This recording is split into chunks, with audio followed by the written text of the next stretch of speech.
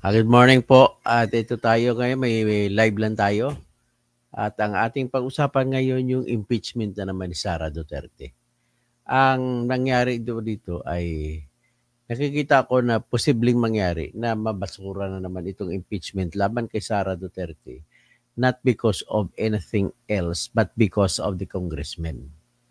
Bakit ko nasabi? Bakit na dahil sa mga congressmen na pumirma ay mababasura itong impeachment complaint.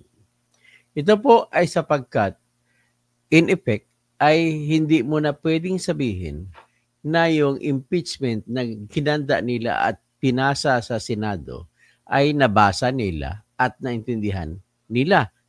Pag sinabi ko nila, I am referring to the congressmen. At bakit ko naman nasabi na hindi nila nabasa?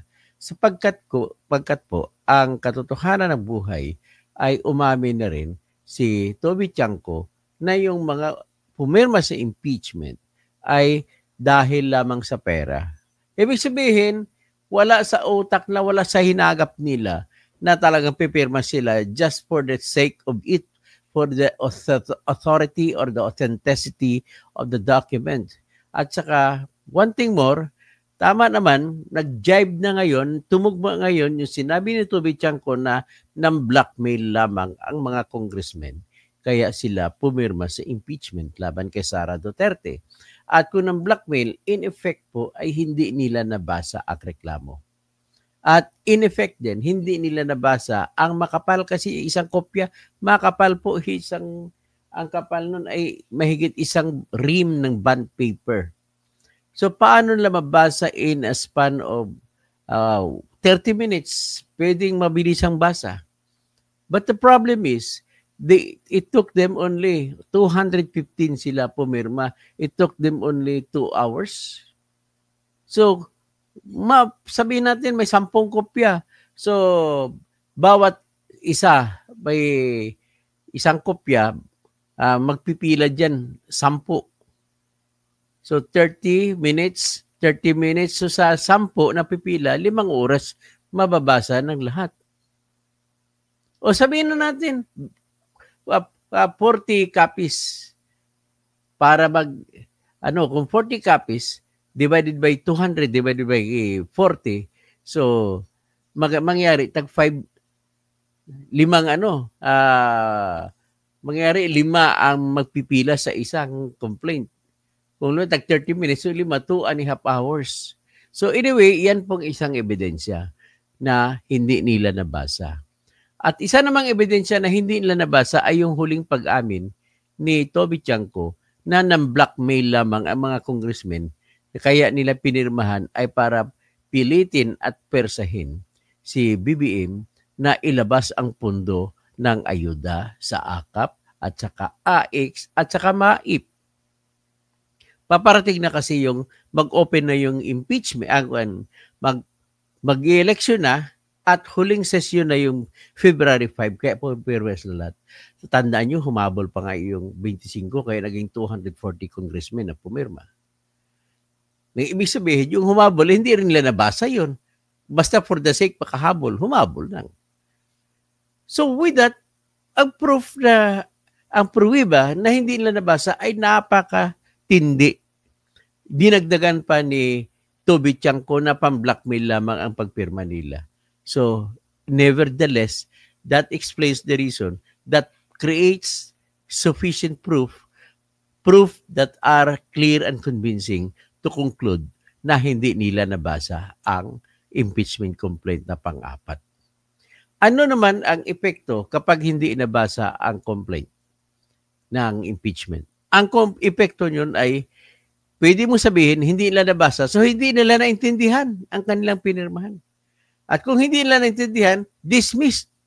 Kasi number 1 na requirement ng ating Constitution, 1987 Constitution, at yung rules of impeachment ng House of Representatives, kailangan nabasa ng mga congressmen at naintindihan nila bago nila pinirmahan.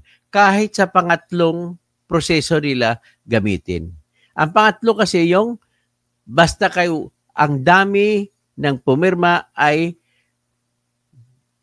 1/3 o isa sa bawat 3 congressmen ang pumirma. So, pero kinakailangan, magkano bang, ilan ba palang 1/3? 1/3. Sabi nila 306. So, kung 360, 102 ang 1/3. So, 102 na dapat nakabasa sila bago na at naintindihan.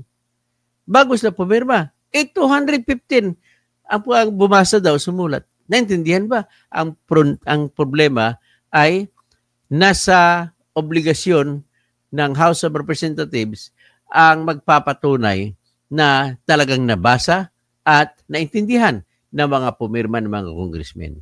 Bakit ko nasabi na sa kanila?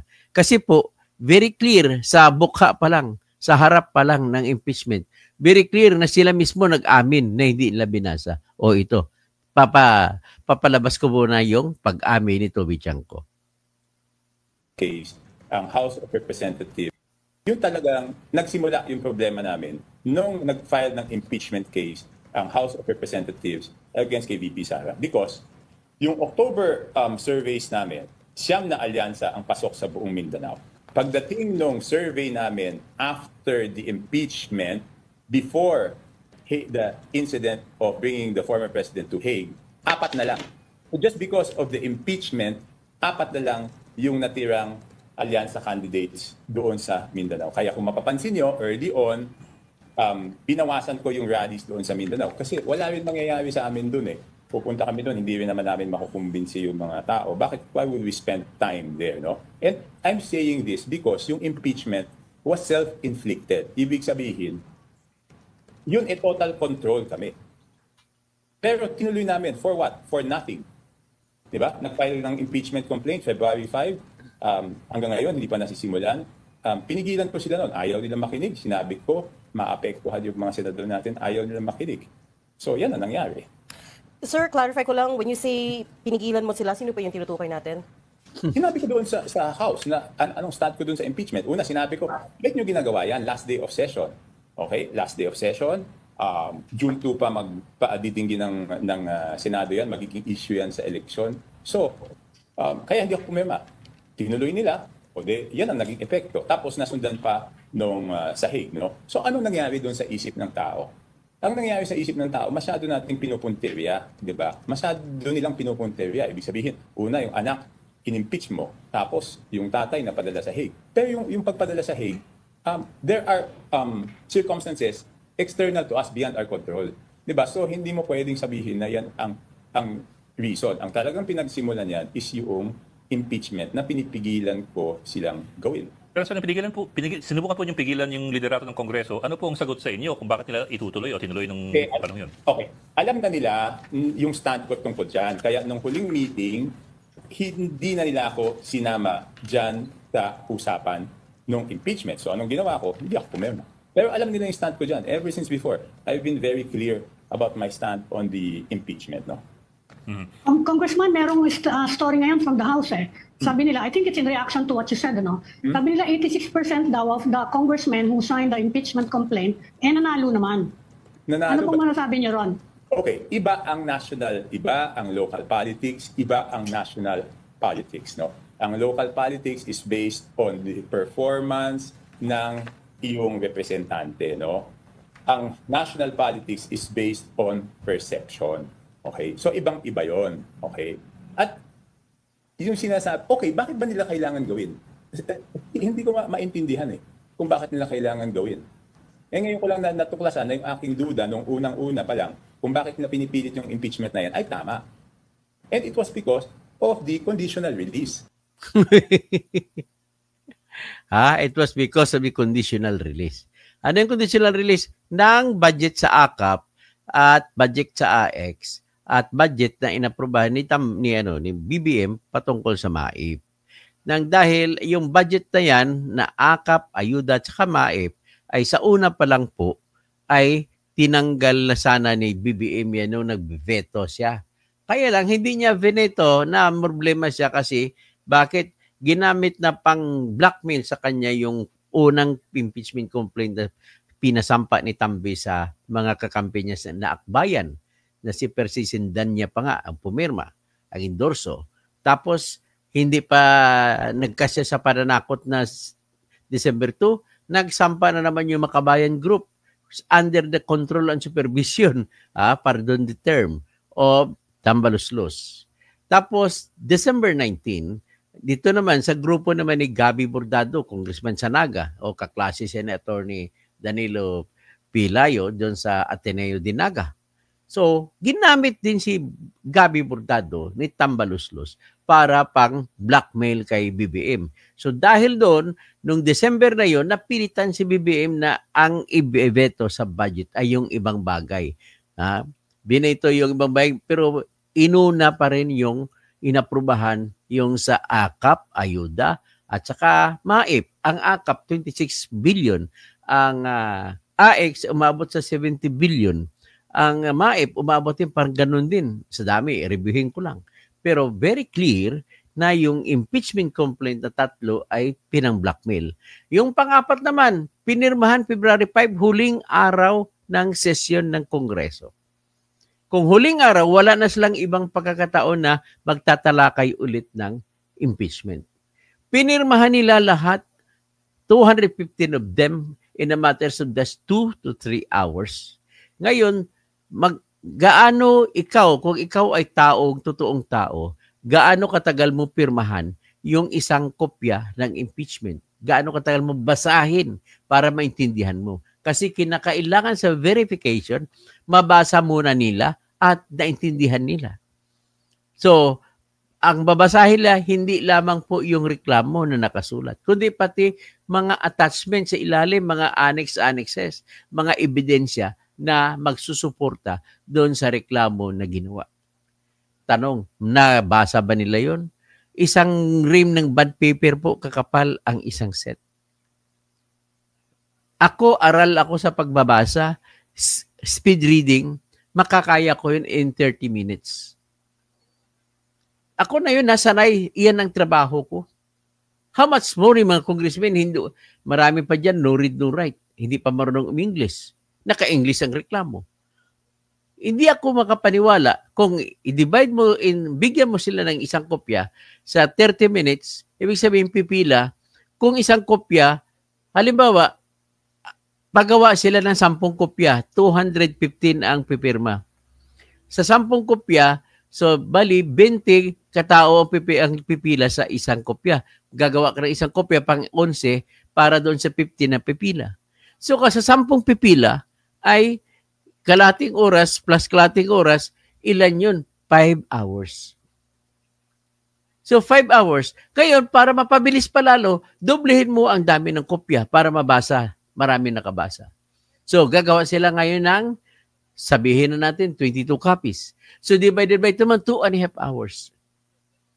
Ngayon, sabihin natin, damihan pa nila, i-times 2 pa nila yun. So magkakaroon ka ng 44 copies para naman matatapos in 1 hour and 15 minutes. Pwede ba yun?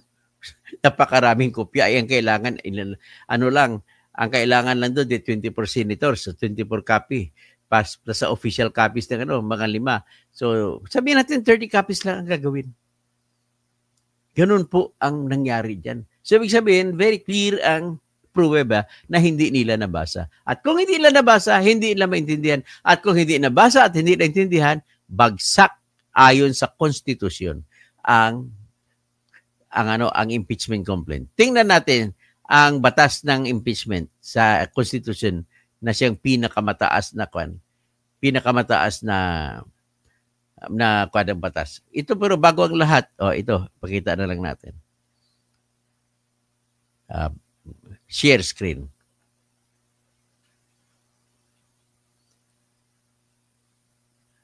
Ang isi-share natin itong batas ng Supreme Court, batas ng Pilipinas sa Constitution. So, nakita ba yan yung naka-highlight? So, tingnan natin. Ito, sa Article 11 at Section 3. Ayan. Tapos nakalagay sa paragraph 2, a verified complaint for impeachment may be filed by any member of the House of Representatives or by a citizen upon a resolution or endorsement by any member thereof, which complaint shall be included in the order of business within 10 session days from the time of receipt. ha? And referred to the committee, proper committee, hindi Justice Committee, proper committee within 3 session days thereafter. And the committee, after hearing, by majority vote of all its members, shall submit its report to the House within 60 session days. Hindi ito ang venue, ang ginawa nila. Ang ginawa nilang pamamaraan ay pinadaan nila sa pirma ng 1/3. So, ganun ang ginagawa nila. So, ngayon, kung pamamaraan ng pirma ng 1/3, nagmamadali sila.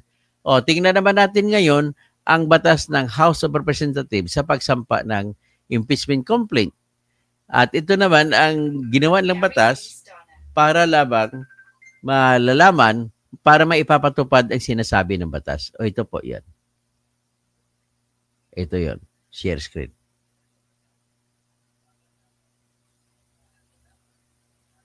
So, House of Representatives, hindi, yan ang complaint pala.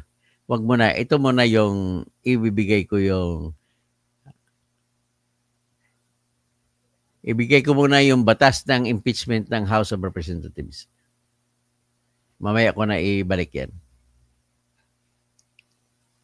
So, ito yung batas ng impeachment.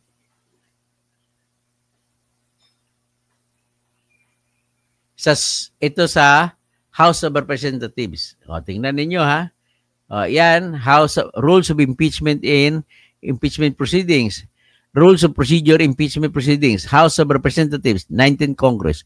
O, punta tayo dun sa sinabi doon sa Rule 4, Verified Complaint Resolution by 1/3 the members. Ito yung option na ginamit nila.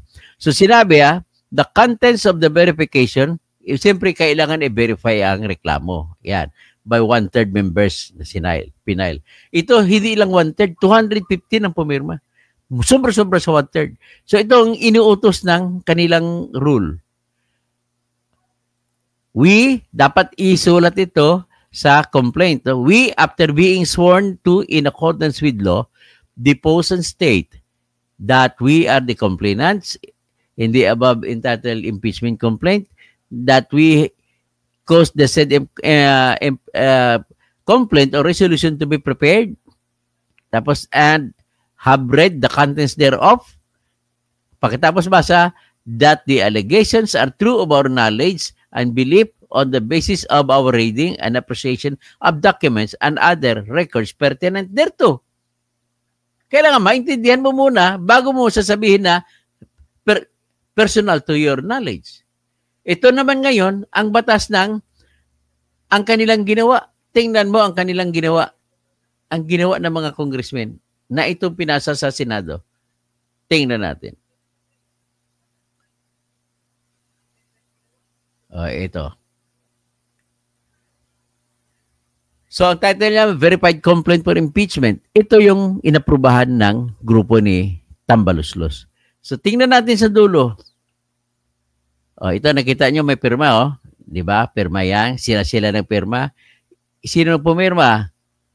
Tingnan mo natin si Ferdinand A. Marcos, si Sandro, unang-una. Sunod si Aurelio Don Gonzales. Sunod si Manuel Jose M. Dalipi. Sunod si, sino to? Si Romualdo, Jesus Horden Romualdo. Horden Jesus M. Romualdo. Si David Catan Suarez. Ito si JJ Suarez na corrupt. Jefferson Conghon.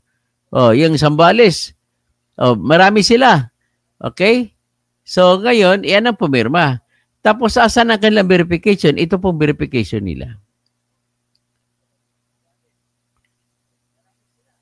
Ito ang verification nila.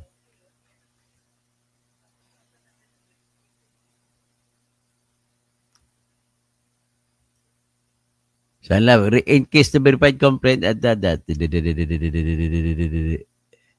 So, ito ang verification nila. Basahin nyo kung anong ginawa nila. Complaint for impeachment against Vice President Sara Z. Duterte. Sabi nila, subscribe and verified before me. Ang median ay si Reginald Velasco. Subscribe and verified before me. On this day, 50 dapat yan. Di ba nalagay ang 5 At the House of Representatives, Batasan Complex. Okay? Quezon City by the complainants who are known to me and to me known to be the duly elected members of the House of Representatives. Tapos, who signed the foregoing complaint of impeachment against Vice President Sara Duterte. This instrument, which is in the nature of complaint, consisting of 32 pages, excluding, ibig sabihin, hindi pa kasamang annexes, signature pages, verification, and these pages, has been signed by all the complainants. Signed lang. Hindi nila nadeklara na nabasa nila. Hindi nila dineklara. Yan po ang aking point dyan. So kaya because of that, at coupled with the revelation by Toby Chanco, ay bagsak na po. Bagsak na po.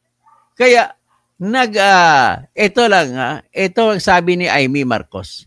Siya mismo magpapamove na ipabagsak ito. Ito tingnan nyo ang sinabi ni Amy Marcos. Kasi, maka-Duterte na ito ngayon eh. Ayan. Panahon na para ibasura ang impeachment ni VP Sara. Base sa mga sinabi ni Kong Toby Chanco, palagay ko panahon na para ibasura ang impeachment. Kasi di ba sabi niyan, nasuhulan o tinakot na naipit ang budget ng mga congressmen kaya nagsipirmahan? Ay, patay kang bata ka. Patay kang bata ka. So, no more impeachment. Sorry folks, hindi matatanggap sa pansitan yung ginawa ng mga congressmen. So, Silver Bullet, maayong untudok. Presperis, mayap agad panapon. Regine Ford, yan muna, ang Eled Bagyo. Mr. Romualdez Tambe. So, yan lang po muna ang ating ipasa nyo, forward nyo, share and dislike. At saka yung hindi pa, first timers, please subscribe para ma-notify kayo sa kasunod ko na video. Okay? Maraming salamat po at magandang hapon. So, wala, masisira si Leila de Lima dito at saka si Chiljok, no? Masisira sila. Okay.